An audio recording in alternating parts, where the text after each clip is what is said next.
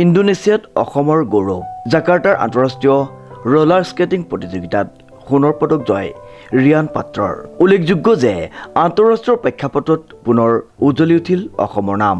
ইণ্ডোনেছিয়াৰ জাকাৰ্টাত অনুষ্ঠিত ২৬ সংখ্যক আন্তঃৰাষ্ট্ৰীয় ৰোলাৰ স্কেটিং প্ৰতিযোগিতাত স্বৰ্ণ পদক জয় কৰি ৰাজ্যলৈ গৌৰৱ কঢ়িয়াই আনিলে অসমৰ উদীয়মান যুৱক ৰিয়ান পাত্ৰই। মই জাকাৰ্টা গৈছিলোঁ এনেকৈ ইণ্ডোনেছিয়া জাকাৰ্টা এইটো ইণ্টাৰনেশ্যনেল স্পীড স্কেটিং চেম্পিয়নশ্বিপ খেলিবৰ কাৰণে। চেম্পিয়নশ্বিপৰ নাম হৈছে Jakarta international roller skating championship. আৰু তাত বহুত দেশৰ মানুহ আহিছে এনেকৈ এইটো ইণ্ডোনেছিয়াৰ পৰা, মালয়েছিয়াৰ পৰা, ছিংগাপুৰ পৰা আৰু ম্যানমাৰ পৰা আৰু আমাৰ ভাৰত পৰা। তো তুমি কোনখন একাডেমিত কোচিং কৰিছা? মইতো Dibrugarh roller skating and roll ball একাডেমিত কোচিং কৰিছোঁ বাণীপুৰ। তো এখন সৰু গ্ৰাউণ্ড হয়, তাতে এনেকৈ কৰি পিনি প্ৰেক্টিছ কৰি পিনি মই এইটো ইণ্টাৰনেশ্যনেল খেলিব গৈছোঁ। কেইখন দেশৰ প্ৰতিযোগী আহিছিলে?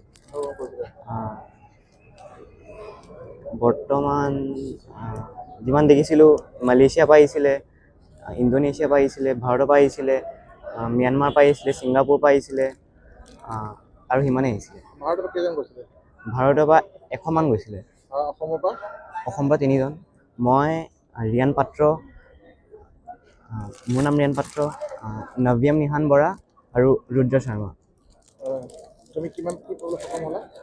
মই জুনিয়ৰ কেটেগৰী 1200 মিটাৰ ৰিলে ৰেচত মই গ'ল্ড মেডেল পাইছোঁ। মোৰ টীমৰ 3জন প্লেয়াৰ আছিলে মোক মিলাই পিনি। নাম হ'ল শিৱৰাণ। তোমাৰ ভৱিষ্যতৰ পৰিকল্পনা? মই ভাবিছোঁ স্কেটিঙত আৰু অলপ উন্নতি কৰোঁ, এতিয়া আৰু টুৰ্ণামেণ্ট খেলোঁ ৰোল বলৰ। তাৰপিছত ৰোল বলতো মাষ্টাৰ কৰি লওঁ।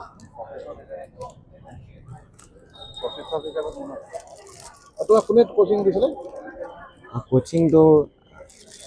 কোচিংটো আমাৰ মেমে মানে আমাৰ ছাৰে খুলিছিলে, ছাৰ প্ৰিন্স শৰ্মা। তেওঁ এনেকৈ আমাক স্কেটিং শিকায় আৰু শিকাই আহিছে আমাক এনেকৈ। আৰু আমাৰ একাডেমীৰ ছেক্ৰেটাৰী হ'ল স্বপ্না গোহাঁই।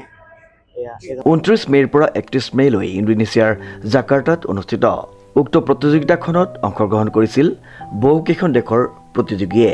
ইয়াৰ মাজতে অ'পেন ৰিলে ১২০০ মিটাৰ কোৱাৰ্টছমেন জুনিয়ৰ শাখাত চমকপ্ৰদ প্ৰদৰ্শনেৰে সোণৰ পদক আজুৰি আনে ৰিয়ানে। সঁচাকৈ এইটো আমাৰ আজি একাডেমীখন বা আমাৰ ৰাজ্যখন বা আমাৰ দেশখনৰ কাৰণে সঁচাকৈ আজি খুব গৌৰৱৰ বিষয়। কাৰণ ডিব্ৰুগড়ত ৰোলাৰ স্কেট বা স্পীড স্কেটৰ যিটো ট্ৰেণ্ড সেইটো সম্পূৰ্ণ নতুন। আমি একাডেমীখন জন্ম দিছিলোঁ যোৱা বছৰ অক্টোবৰ মাহত হৈছিল, আমাৰ একাডেমীখন প্ৰতিষ্ঠা কৰিছিলোঁ। আৰু সেই কম সময়ৰ ভিতৰতে 6 মাহৰ ভিতৰতে এজন খেলুৱৈ গৈ যে আন্তঃৰাষ্ট্ৰীয় পৰ্যায়ত সোণৰ পদক বুটলি আনিলে, সেইটো সঁচাকৈ আমাৰ গোটেই একাডেমীখনৰ লগতে জিলাখনৰ লগতে আমাৰ গোটেই দেশবাসীৰ বাবে এটা অতি গৌৰৱৰ বিষয়। আৰু আমাৰ একাডেমীখনত সেই সীমিত যি আমাৰ সা সুবিধা আছে আৰু সেই সা সুবিধাৰ মাজতে গৈ আজি এজন খেলুৱৈ এনেকৈ আন্তঃৰাষ্ট্ৰীয় পৰ্যায়ত উজ্জ্বলি উঠাটো আমাৰ বাবে এটা ভাল লক্ষণ। আৰু আমি অদূৰ ভৱিষ্যতে কামনা কৰিম এই একাডেমীখনৰ পৰা তেনেকুৱা ধৰণৰ আৰু তেওঁলোকৰ খেলুৱৈ আহিব, আন্তঃৰাষ্ট্ৰীয় পৰ্যায়ত আমাৰ একাডেমীখনৰ লগতে দেশৰ নাম উজ্জ্বল কৰিব। আৰু ইয়াতে আমি এইখিনিতে ক'ব বিচাৰোঁ যে আমাৰ একাডেমীখন এই আগুৱাই যোৱাত ইয়াত জিলা প্ৰশাসনৰ অৰিহণা আছে। তেওঁলোকে আমাক যথেষ্ট সহায় সহযোগিতা আগবঢ়াইছে। আমাৰ ৰাষ্ট্ৰীয় যি স্কেটাৰ এণ্ড ৰোল বলাৰ মানে এছ'চিয়েশ্যন আছে, তাত বৰ্মন ছাৰ আছে, আমাৰ অনুপম শৰ্মা আছে, তেওঁলোকেও আমাক এই একাডেমীখনৰ লগতে খেলুৱৈখিনিক আগুৱাই যোৱাত যথেষ্ট তেওঁলোকে আমাক অনুপ্ৰেৰণা যোগাইছে। আৰু ইয়াৰ লগতে আমি ইয়াৰ যিখিনি খেলুৱৈৰ লগতে তেওঁলোকৰ যিখিনি অভিভাৱক আছে, তেওঁলোকেও আমাৰ একাডেমীখনৰ যি সহায় সহযোগিতা আৰু প্ৰশিক্ষকৰ যি মানে একাগ্ৰতা, তেওঁলোকৰ মনোবলেৰে আজি আমি এই ক্ষেত্ৰত উপনীত হৈছোঁ। আৰু আপোনালোকৰ লগতে ৰাইজৰ পৰা আমি আশীৰ্বাদ বিচাৰিছোঁ। আৰু অদূৰ ভৱিষ্যতে এনেধৰণৰ আৰু নতুন নতুন পদকেৰে আৰু নতুন নতুন সুখ্যাতিৰে দেশৰ বাবে গৌৰৱ কঢ়িয়াই আনিবলৈ সক্ষম বুলি আশা ৰাখিছোঁ। উল্লেখযোগ্য যে নৱজ্যোতি পাত্ৰ আৰু ৰঞ্জিতা চেতিয়া পাত্ৰৰ পুত্ৰ ৰিয়ানৰ এই সাফল্যত এতিয়া আনন্দিত সমগ্ৰ ৰাজ্যবাসী। তেওঁ ডিব্ৰুগড়ৰ বাণীপুৰ ৰোলাৰ স্পৰ্টছ একাডেমীৰ পৰা প্ৰশিক্ষণ গ্ৰহণ কৰিছিল। সেইটোৱে মোক ভাল লাগি আছে এনে মানে এতিয়ালৈকে মোৰ মানে এটাও যোৱা নাই ইণ্টাৰনেশ্যনেল প্লেয়াৰ।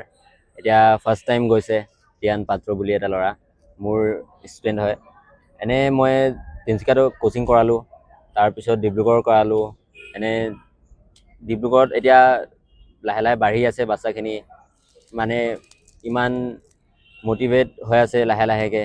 এতিয়া যেনেকৈ সি খেলি আহিলে, এতিয়া কলকাতাত আমাৰ নেশ্যনেল আছে, অ'পেন নেশ্যনেল। তাৰপিছত তাতো বাচ্চাখিনি গৈ আছে আমাৰ, এই যেনেকৈ সি ধৰি লওক ডাক্স, সি এতিয়া কলকাতা খেলিব গৈ আছে। আৰু লাহে লাহে টুৰ্ণামেণ্ট আহি আছে, তাতো আমাৰ বাচ্চাখিনি যাব পাৰিব, সেইটোৱে। উল্লেখযোগ্য যে স্বপ্নজ্যোতি গোহাঁইৰ তত্বাৱধানত তথা পৰিচালনাত চলি অহা এই একাডেমীখনৰ প্ৰশিক্ষক বেদপ্ৰকাশ শৰ্মাই ৰিয়ানক প্ৰদান কৰিছিল বিশেষ প্ৰশিক্ষণ। আজি ডক্টৰ ভূপেন হাজৰিকা বিমানবন্দৰত উপস্থিত হোৱাৰ লগে লগে ৰিয়ান পাত্ৰক উষ্ম আদৰণি জনাই শুভাকাংক্ষীসকলে। ক্ৰীড়া জগতত ৰিয়ানৰ এই প্ৰাপ্তিয়ে অনাগত দিনত আন বহু প্ৰতিভাৱান খেলুৱৈক উৎসাহিত কৰিব বুলি আশা প্ৰকাশ সকলোৱে কৰিছে। ডিব্ৰুগড়ৰ পৰা আইনুল আহমেদৰ এক বিশেষ প্ৰতিবেদন, নিউজ নাও।